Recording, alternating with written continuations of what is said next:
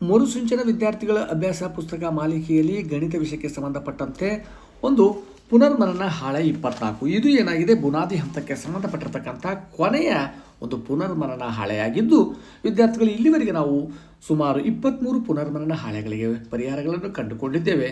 ಮುಂದಿನ ದಿನಗಳಲ್ಲಿ ಕೂಡ ನಾವು ಭಾಗ 2ಕ್ಕೆ ಸಂಬಂಧಪಟ್ಟಂತೆ ನಾವು ಇರ್ತಕ್ಕಂಥ ಬೆಂಬಲಿತ ಹಂತದಲ್ಲಿರುವ ಅಧ್ಯಾಯಗಳಿಗೂ ಕೂಡ ನಾವು ಪರಿಹಾರಗಳನ್ನು ನೋಡುತ್ತಾ ಹೋಗ್ತೀವಿ. ಹಾಗಾಗಿ ಈ ಒಂದು ಚಾನಲನ್ನು ತಾವುಗಳು ಸಬ್ಸ್ಕ್ರೈಬ್ ಮಾಡಿ, ಬೆಲ್ ಬಟನ್ ಐಕನನ್ನು ಪ್ರೆಸ್ ಮಾಡಿರಿ. ಹಾಗಾಗಿ ಮುಂಬರ್ತಕ್ಕಂಥ ಪುನರ್ಮನನ ಹಾಳೆಯ ಅಧ್ಯಾಯಕ್ಕೆ ಸಂಬಂಧಪಟ್ಟಿರ್ತಕ್ಕಂಥ ಪರಿಹಾರಗಳು ತಮಗೆ ದೊರೆಯುತ್ತವೆ. ಹಾಗಾಗಿ ವಿದ್ಯಾರ್ಥಿಗಳೇ, ಪುನರ್ಮನನ ಹಾಳೆ 24 ಏನಿದೆ ಅಂತಕ್ಕಂಥದ್ದನ್ನು ನೋಡ್ತಾ ಹೋಗೋಣ.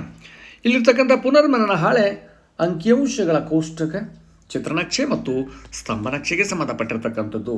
ಕಲಿಕಾ ಫಲ ಏನಿದೆ ಅಂದರೆ, ಕುಟುಂಬದ ಖರ್ಚು ವೆಚ್ಚಗಳ ಅಂಕಿಅಂಶಗಳನ್ನು ಕೋಷ್ಟಕ ರೂಪದಲ್ಲಿ ಬರೆದು ಚಿತ್ರನಕ್ಷೆ, ಸ್ತಂಭನಕ್ಷೆಯ ಮೂಲಕ ನಾವು ಪ್ರತಿನಿಧಿಸಿ ಅರ್ಥೈಸುವುದು. ಒಂದು ಕುಟುಂಬದ 6 ತಿಂಗಳ ಖರ್ಚುಗಳನ್ನು ಕೆಳಗೆ ನೀಡಲಾಗಿದೆ, ನೋಡಬಹುದು ಚಟುಕೆ 1ರಲ್ಲಿ.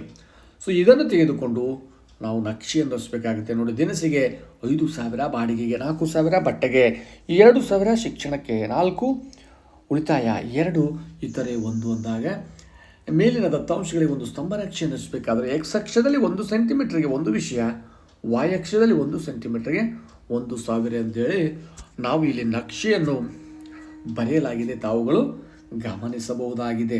ಸೊ ಇದಕ್ಕೆ ತಮ್ಮ ಒಂದು ವರ್ಗ ಕೋಣೆಯಲ್ಲಿ ಶಿಕ್ಷಕರ ಸಹಾಯವನ್ನು ಪಡೆದು ಗ್ರಾಫ್ನಲ್ಲಿ ನಾವು ಮೇಲ್ಕಂಡ ಅಂಶಗಳನ್ನು ಇಲ್ಲಿ ರಚಿಸಲಾಗಿದೆ. ತಾವುಗಳು ಕೂಡ ಗಮನಿಸಿ ತಾವು ಕೂಡ ವರ್ಗ ಕೋಣೆಯಲ್ಲಿ ರಚಿಸಬಹುದಾಗಿದೆ. ಇವುಗಳಿಗೆ ಸಂಬಂಧಪಟ್ಟಿರ್ತಕ್ಕಂಥ ಪ್ರಶ್ನೆಗಳಿಗೆ ಉತ್ತರ ನೋಡ್ಬೋದು. ಮೇಲ್ಕಂಡ ಗ್ರಾಫನ್ನು ನೋಡಿ, ಎಕ್ಸ್ ಅಕ್ಷೆ, ವೈ ಅಕ್ಷೆಯಲ್ಲಿ ಎಕ್ಸ್ ಅಕ್ಷೆಯಲ್ಲಿ ವಿಷಯಗಳು, ವೈ ಅಕ್ಷದಲ್ಲಿ ಖರ್ಚುಗಳಿಗೆ ಸಂಬಂಧಪಟ್ಟಂತೆ ನಾವು ಅಕ್ಷವನ್ನು ಕೂಡ ಬರೆದು ಈಗ ಇವುಗಳಿಗೆ ಉತ್ತರವನ್ನು ಬರೀತಾ ಹೋಗೋಣ. ಹಿಂದಿನ ಪುಟದ ಸ್ತಂಭ ನಕ್ಷೆಯನ್ನು ಅರ್ಥೈಸಿಕೊಂಡು ಈ ಕೆಳಗಿನ ಪ್ರಶ್ನೆಗಳಿಗೆ ಉತ್ತರಿಸಿ. ಶಿಕ್ಷಣಕ್ಕೆ ಖರ್ಚಾಗ್ತಕ್ಕಂಥ ಹಣ ಎಷ್ಟು ಅಂದಾಗ 4,000 ರೂಪಾಯಿ ಅಂತಕ್ಕಂಥದ್ದು. ಇತರೆ ಖರ್ಚು 1,000 ರೂಪಾಯಿ ಕಡಿಮೆ ಎಂದು ನಕ್ಷೆಯಲ್ಲಿ ತೋರಿಸುತ್ತದೆ. ಯಾವುದಕ್ಕೆ ಅತಿ ಕಡಿಮೆ ಹಣ ಖರ್ಚಾಗುತ್ತದೆ ಎಂದು ಸ್ತಂಭ ನಕ್ಷೆಯಲ್ಲಿ ತೋರಿಸ್ತದೆ, ಇತರೆ ಖರ್ಚಿಗೆ ಏನಾಗಿದೆ 1,000 ರೂಪಾಯಿ ಅಂತಕ್ಕಂಥದ್ದು ಕಡಿಮೆ ಎಂದು ನಕ್ಷೆಯಲ್ಲಿ ತೋರಿಸ್ತದೆ. 3ನೇ ಪ್ರಶ್ನೆಗೆ ಒಟ್ಟು 6 ತಿಂಗಳ ಖರ್ಚು ಎಷ್ಟು ಅಂದಾಗ ಮೇಲ್ಕಂಡ ಎಲ್ಲ ಒಂದು ಖರ್ಚುಗಳ ಮೊತ್ತವನ್ನು ಮಾಡಿದೆ ಆದಾಗ ನಮಗೆ 18,000 ರೂಪಾಯಿ ಒಟ್ಟು ಖರ್ಚಾಗುತ್ತದೆ. 2,000 ರೂಪಾಯಿಗಿಂತ ಕಡಿಮೆ ಇಂಥ ಹೆಚ್ಚಿಗೆ ಖರ್ಚಾಗ್ತಕ್ಕಂಥ ವಿಷಯಗಳು ಯಾವುದಂದರೆ ದಿನಸಿ, ಬಾಡಿಗೆ ಮತ್ತು ಶಿಕ್ಷಣಗಳು 2,000ಕ್ಕಿಂತ ಹೆಚ್ಚಿಗೆ ಖರ್ಚಾಗ್ತಕ್ಕಂಥ ವಿಷಯಗಳಾಗಿವೆ. ನಂತರದಲ್ಲಿ 2ನೇ ಚಟುವಟಿಕೆಯಲ್ಲಿ ಈ ಚಿತ್ರನಕ್ಷೆಯನ್ನು ಕೋಷ್ಟಕ ರೂಪದಲ್ಲಿ ರಚಿಸಬೇಕಾಗಿದೆ. ನೋಡ್ತಾ ಹೋಗ್ಬೋದು, ವಿವಿಧ ರೀತಿಯ ಹಣ್ಣುಗಳನ್ನು ಕೊಟ್ಟಿದ್ದಾನೆ. ಆ ಹಣ್ಣುಗಳ ಸಂಖ್ಯೆಯನ್ನು ನಾವು ಮೊದಲಿಗೆ ಎಣಿಸಿಕೊಂಡು ಬರೆದಿದ್ದೇ ಆದರೆ ಅನುಕೂಲವಾಗುತ್ತದೆ. ಇಲ್ಲಿ ನೋಡ್ಬೋದು ಸೇಬುಗಳು ಎಷ್ಟಿದ್ದಾವೆ ಅಂತ ತಾವು ಎಣಿಸಿ. ಇದು ಸೇಬುಗಳು 30 ಇದ್ದಾವೆ. ನಂತರದಲ್ಲಿ ಇರ್ತಕ್ಕಂಥ ಬಾಳೆಹಣ್ಣುಗಳು 19 ಇದ್ದಾವೆ. ಅನಾನಸ್ಗಳು 4 ಇದ್ದಾವೆ. ಕಿತ್ತಳೆ ಹಣ್ಣುಗಳು ಎಷ್ಟಿದ್ದಾವೆ ನೋಡುತ್ತಾ ಹೋದಾಗ 26 ಇದ್ದಾವೆ. ತಾವು ಎಣಿಸಿ ಬರೀಬೇಕು. ನಂತರದಲ್ಲಿರ್ತಕ್ಕಂಥ ಸ್ಟ್ರಾಬೆರಿಯನ್ನು ಎಣಿಸಿರಿ. ಸ್ಟ್ರಾಬೆರಿಯನ್ನು ಎಣಿಸಿದಾಗ ನಮಗೆ ಎಷ್ಟಾಗಿದೆ ಅಂದರೆ 9 ಇದೆ ಅಂತಕ್ಕಂಥದ್ದನ್ನು ತಾವು ಎಣಿಸಿ ಬರೆದು ಕೆಳಗಿರ್ತಕ್ಕಂಥ ಕೋಷ್ಟಕದಲ್ಲಿ ಬರೆದಾಗ ಅವುಗಳಿಗೆ ತಾಳೆ ಗುರುತಿನ ಮೂಲಕ ಉತ್ತರವನ್ನು ಬರೆದು ಒಟ್ಟು ಮೊತ್ತವನ್ನು ಮಾಡಿದ್ದೆ ಆದರೆ ಒಟ್ಟು ಎಷ್ಟಾಗಿದೆ ಹಣ್ಣುಗಳು ಅಂತಂದರೆ ನಮಗಿಲ್ಲಿ 88 ಅಂತಕ್ಕಂಥದ್ದಾಗಿದೆ. ಕೋಷ್ಟಕವನ್ನು ರಚಿಸಿದ್ದೇ ಆದರೆ ತಾವು ಕೆಳಗಿನ ಉತ್ತರಗಳನ್ನು ಬರೆಯಬಹುದಾಗಿದೆ. ನೋಡಿ, ಸೇಬು 30, ಬಾಳೆ 19, ಅನಾನಸ್ 4, ಕಿತ್ತಳೆ 26, ಸ್ಟ್ರಾಬೆರಿ 9 ಅನ್ನೋದು ನಾವು ತಾಳೆ ಗುರುತಿನೊಂದಿಗೆ ಬರೆದಿದ್ದೀವಿ. ಇದಕ್ಕೆ ಉತ್ತರಗಳನ್ನು ಕೂಡ ಈ ರೀತಿ ಬರೆಯಲಾಗಿದೆ.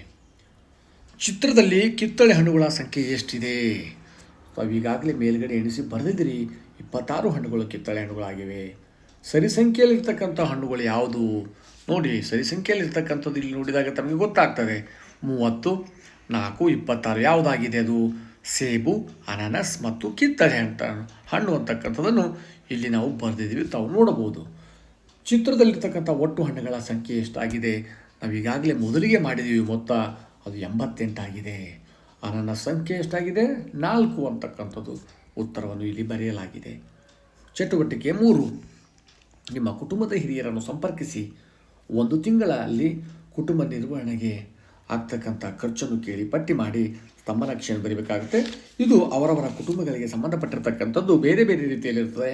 ನಾವು ಉದಾಹರಣೆ ಮೂಲಕ ಮಾತ್ರ ಇಲ್ಲಿ ಮಾಡಲಾಗಿದೆ. ನೋಡ್ತಾ ಹೋಗ್ಬೋದು.